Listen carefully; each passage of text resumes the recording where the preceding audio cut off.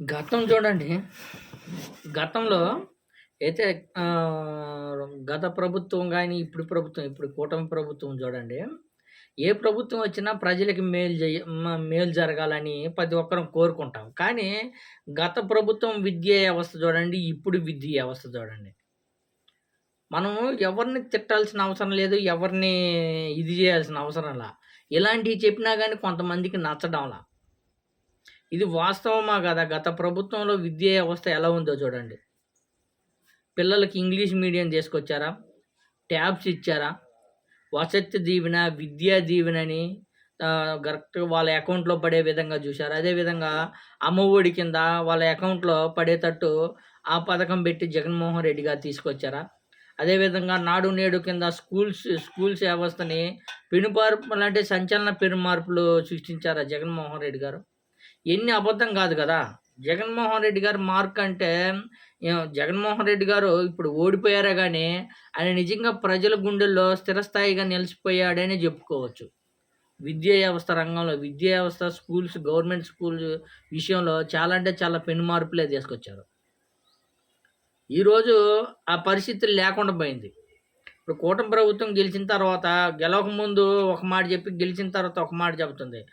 గెలవకముందు ఎంతమంది పిల్లలుంటే అంతమంది పిల్లలకి సంవత్సరానికి 15,000 వేస్తామన్న కూటమి ప్రభుత్వం, ఇప్పుడు ఆల్రెడీ స్కూల్ స్టార్ట్ అయ్యి సగం సిలబస్ గాని అయిపోయినాయి. నెక్స్ట్ 2025 సంవత్సరం గాని వస్తది. ఒక నెల ఆగితే. ఈ సంవత్సరం విద్యా వ్యవస్థ పోయినట్టే కదా! ఈ సంవత్సరం 15,000 ఇంక లేనట్టే కదా! అదేవిధంగా వసతి దీవెన, విద్యా దీవెన ఇయన్నీ లేనట్టే కదా! గతంలో జగన్మోహన్ రెడ్డి గారు ఇప్పటి వరకు ఎవ్వరు ఎవ్వరు చెయ్యని విధంగా పిల్లలకి మంచిగా చదువు రావాలా, మంచి చదువు ఇవ్వాలా, మంచి ఫుడ్ ఇవ్వాలా, క్వాలిటీ ఫుడ్ ఇవ్వాలా అనే విధంగా జగన్మోహన్ రెడ్డి గారు అందించారు. అదేవిధంగా ఇంగ్లీష్ మీడియం, అదేవిధంగా ట్యాబ్స్ గాని ఇచ్చారు చూడండి. ఇప్పటి వరకు ఎవ్వరంటే ఎవరు ఇవ్వల. జగన్మోహన్ రెడ్డి గారు అందించారు. ఇప్పుడు కూటమి ప్రభుత్వం వచ్చిన తర్వాత ఎన్ని రద్దు చేసేసింది. వసతి దీవెన లేదు, విద్యా దీవెన లేదు, అమ్మఒడి లేదు, మొత్తం లేవు.